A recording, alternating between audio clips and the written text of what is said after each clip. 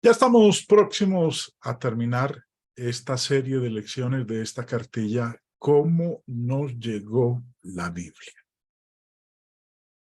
Hemos pasado un buen número de días estudiando cada uno de estos aspectos relativos a la palabra de Dios. Y en la lección de hoy vamos a estudiar acerca de la historia de la Biblia en español. Ya en las lecciones anteriores hemos presentado distintos aspectos con respecto a cómo nos llegó la Biblia. Pero vamos, antes de entrar a considerar la historia de nuestra Biblia en nuestro idioma, en el español, hagamos un pequeño repaso de lo que hemos aprendido en lecciones anteriores. La Biblia está dividida en dos grandes porciones conocidas como el Antiguo Testamento y el Nuevo Testamento. Como observan ustedes ahí en la diapositiva, el Antiguo Testamento es aproximadamente 3 veces más grande que el Nuevo Testamento. Y su escritura fue terminada cerca de 400 años antes del nacimiento de nuestro Señor Jesucristo. Originalmente, los libros eran escritos a mano sobre pieles de animales, que es lo que se conoce pergamino. O también fueron escritos en papel hecho de la planta de papiro. La imprenta aún no había sido inventada, faltaban siglos para que se inventara la imprenta, lo cual ocurre en el siglo XV, siglo XVI. De esta manera, toda copia de un original tenía que ser hecha a mano. Eso entonces nos muestra que las copias en ese entonces, las copias de los libros de la Biblia eran raras y obviamente extremadamente valiosas. Los 39 libros del Antiguo Testamento fueron escritos en hebreo, excepto pequeñas porciones en el idioma arameo. Los primeros 5 libros, que se conocen como el Pentateuco o la Torá, esos 5 primeros libros fueron escritos por Moisés cerca de 1500 años antes de Cristo. Durante los siguientes 1000 años fueron escritos los otros libros que componen el Antiguo Testamento. En el siglo III antes de Cristo,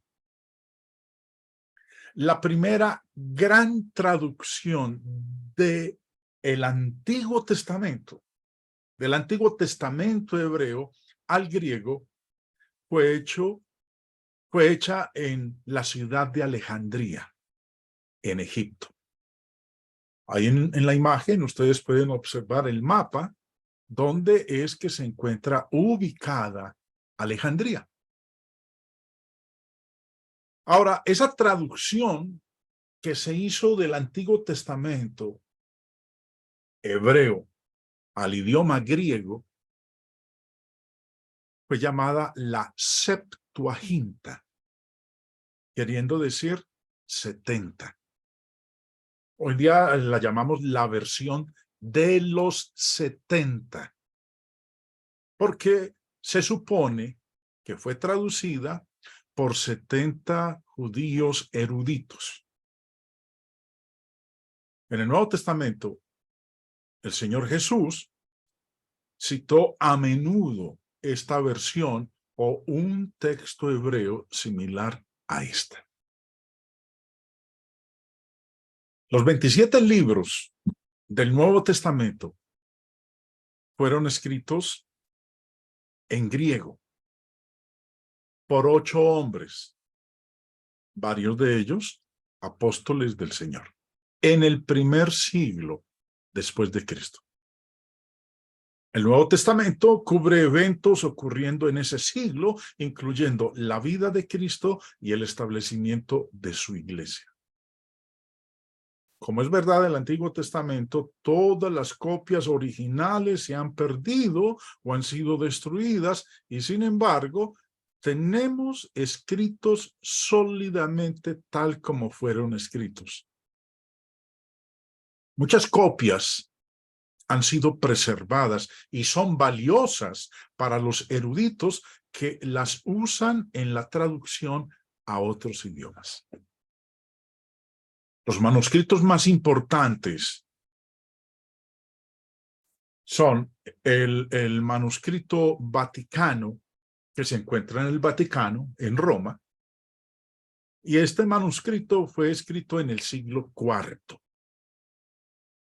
El otro manuscrito es el alejandrino, que se encuentra en el Museo Británico en Londres y que fue escrito en el siglo V.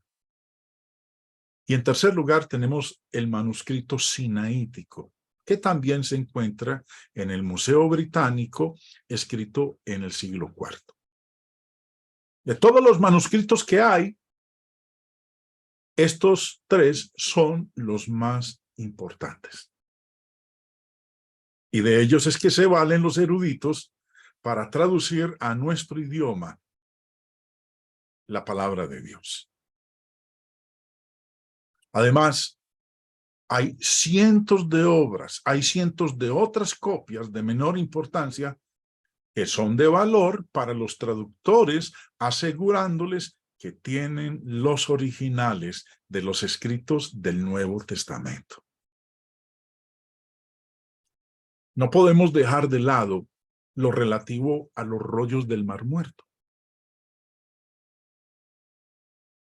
En una de las lecciones anteriores, en donde estuvimos hablando específicamente de esto, aprendimos que los rollos del Mar Muerto fueron descubiertos en 1947 en una caverna cerca al Mar Muerto y que datan del primero o segundo siglo después de Cristo. Ahora, esos rollos del Mar Muerto han ayudado en las traducciones recientes del Antiguo Testamento. También esos rollos del Mar Muerto han verificado la exactitud de los manuscritos, de los cuales fueron hechas las primeras traducciones, de manera que podemos estar aún más seguros de que tenemos el verdadero mensaje de los escritores del Antiguo Testamento. Hay 2 fuentes de información adicionales acerca de los libros del Nuevo Testamento. Una es una traducción que se hizo poco después de que el Nuevo Testamento fue escrito. Y es la Vulgata Latina. Fue completada por Jerónimo en el año 405 después de Cristo. También tenemos numerosas citas bíblicas de los escritos de los primeros padres de la Iglesia, y por medio de comparar los manuscritos griegos, las primeras traducciones y las citas de los padres de la Iglesia, los eruditos bíblicos han sido capaces de determinar con gran exactitud lo que los autores del Nuevo Testamento escribieron. Podemos decir que tenemos la Biblia. Podemos decir con seguridad que hoy en día tenemos la Biblia casi como fue dada por los escritores de ella. Ahora, con este breve resumen de lo que hemos visto en las 10 lecciones anteriores, vamos entonces a la historia de la Biblia en nuestro idioma, en español. Han sido numerosos los traductores de amplio ámbito hispano que han trabajado sobre los libros santos. Pero recordemos, las cartas originales, los escritos originales de los libros de la Biblia no existen. Remontándonos al primer siglo, la carta original de Pablo a los romanos, las cartas originales de Pablo a los corintios, la carta original a los gálatas, y mencionando cada uno de los libros del Nuevo Testamento, los originales, aquellos que fueron escritos por el puño y letra del autor, no existen. ¿Por qué no existen? Porque se deterioraron o fueron destruidos. Lo que hoy en día tenemos nosotros son copias. Recordemos, eso lo hemos venido estudiando nosotros en estas 10 lecciones anteriores. Entonces, en la historia de la Biblia en español, nuestro idioma, las cartas originales no existen. Y es a partir del primer siglo que partimos nosotros en el conocimiento del origen de la Biblia en español.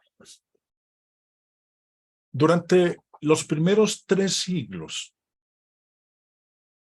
lo que ocurrió fue que se hicieron copias, se hicieron manuscritos de esas cartas originales. Como el material empleado era un material que se iba deteriorando con el tiempo, pues se hizo necesario que se fueran haciendo copias de esas cartas originales. Lo que hallamos entonces en los primeros 3 siglos es manuscritos, copias de esos originales, de los cuales los 3 principales son el manuscrito vaticano, el sinaítico y el alejandrino, de lo cual hablamos hace un momento en el estudio, en el inicio de este estudio. Hay un escrito bastante interesante que surge también en el siglo IV y del cual hablamos hace un momento, y fue la Vulgata latina. La traducción al latín, al idioma del pueblo de ese momento, al latín del vulgo, del pueblo común y corriente, o como usaríamos la expresión del Chavo del Ocho, el lenguaje de la chusma, porque eso es la vulgata, el vulgo, la gente común, la chusma. Jerónimo fue el que se encargó de hacer la traducción de la Biblia al idioma del pueblo, al latín. Eso ocurre en el siglo IV. Entonces, como decía hace un momento, han sido numerosos los traductores de amplio ámbito hispano que han trabajado sobre los libros santos. Unos lo han hecho tomando como texto básico el texto latino de la Vulgata, que ha sido por mucho tiempo el texto oficial seguido por la Iglesia Católica Romana. Otros traductores, tanto del campo evangélico como del católico, e incluso del mundo judío sefardita, han preferido acudir directamente a los mejores textos que han tenido a su disposición en los lenguajes en que la Biblia fue escrita originalmente. Es decir, hebreo, arameo y griego.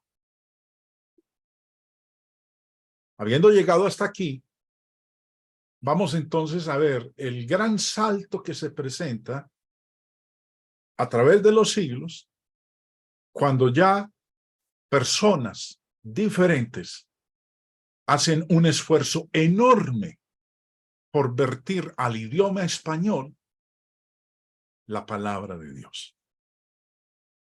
Que el Antiguo Testamento fue escrito en hebreo y el Nuevo Testamento fue escrito en griego.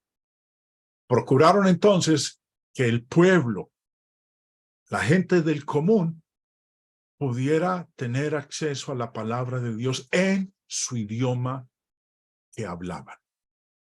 el español.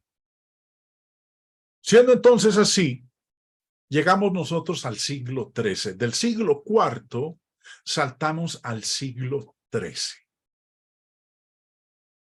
Y es aquí donde vamos a encontrar la primera traducción al castellano de que tenemos noticia.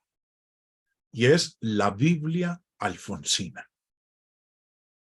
Llamada la Biblia alfonsina por el rey Alfonso X el Sabio, que en su crónica general incluyó esta traducción de la Biblia al castellano. La Biblia alfonsina comprende casi toda la Biblia. Entonces,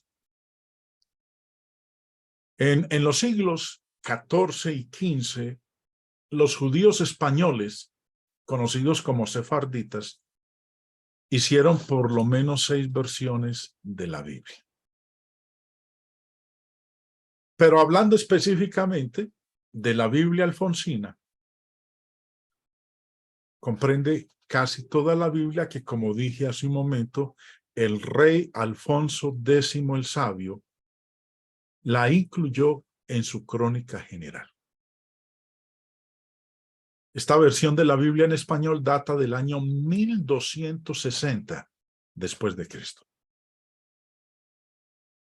Siglo XV, la Biblia de Alba.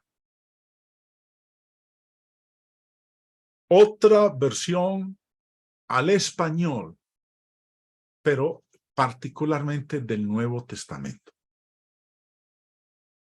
Esta versión fue hecha en el año de 1430 después de Cristo por el rabino Moisés Arragel, y se la ha considerado una excelente versión por la pureza de su lenguaje.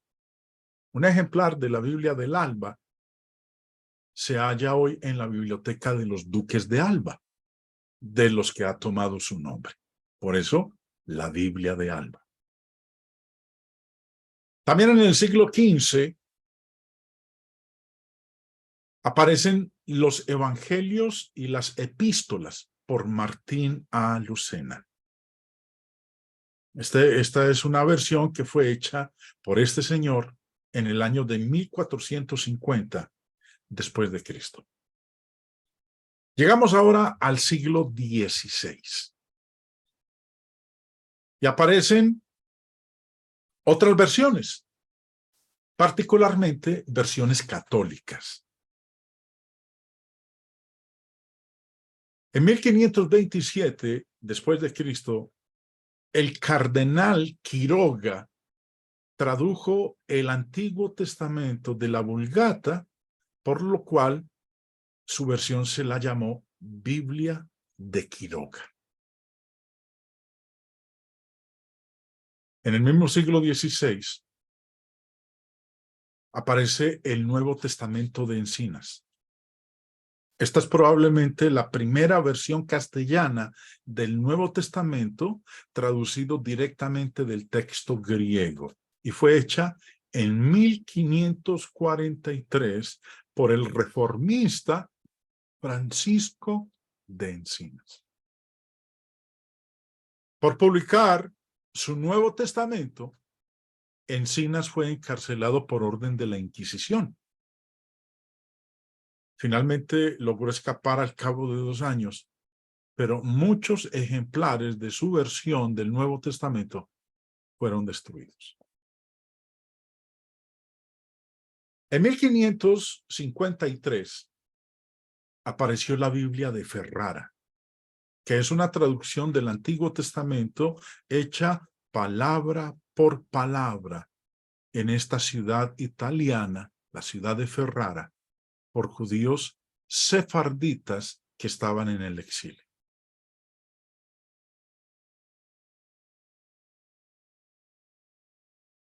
Cuando se imprimió, le costó a su traductor 2 años de cárcel. Y la prisión, su encarcelamiento, hubiera sido más largo si no se hubiera logrado escapar. Julianillo Hernández, que astutamente burló repetidas veces la vigilancia para introducir subrepticiamente ejemplares en España, finalmente fue delatado y quemado vivo en Sevilla, después de dar testimonio de su fe a los verdugos. Por ser una traducción literal, la Biblia de Ferrara está plagada de hebraísmos que hacen difícil su estilo en castellano. La Biblia del oso, llamada así por el grabado famoso que aparece en la portada de su primera edición. Un oso que con deleite come de la miel de una colmena, que es el emblema del creyente y de la palabra. La Biblia del oso data del año 1569 después de Cristo y es la primera Biblia completa en castellano. Su autor, el ex fraile andaluz y reformador Casiodoro de Reina, tardó numerosos años en terminar su obra debido a lo mucho que tuvo que cambiar de residencia por toda Europa después de huir de España, donde peligraba su integridad física. Casiodoro de Reina, en la traducción de la Biblia del oso, se sirvió de la Biblia de Ferrara, de la cual hablamos hace un momento. Se sirvió de la Biblia de Ferrara como poderoso auxiliar, yendo a consultar el hebreo cuando tenía dudas sobre la exactitud o el sentido de su traducción. La primera traducción, o más bien la primera edición, que constaba de 2.600 ejemplares, vio la luz en Basilea, en Suiza. Y con ella comienza la larga historia de la famosa Biblia protestante, el libro más difundido de la lengua castellana. El autor de la Biblia del oso, Casiodoro de Reina, afirmó: exceptuando el tiempo empleado en viajes y el que estuve enfermo, no se me cayó la pluma de la mano durante 9 años enteros. Ese fue el tiempo que tardó Casiodoro de Reina en traducir al castellano la palabra de Dios, que se conoce como la Biblia del oso. Luego llegamos al siglo XVII. Cipriano de Valera publicó en el mismo año de su muerte,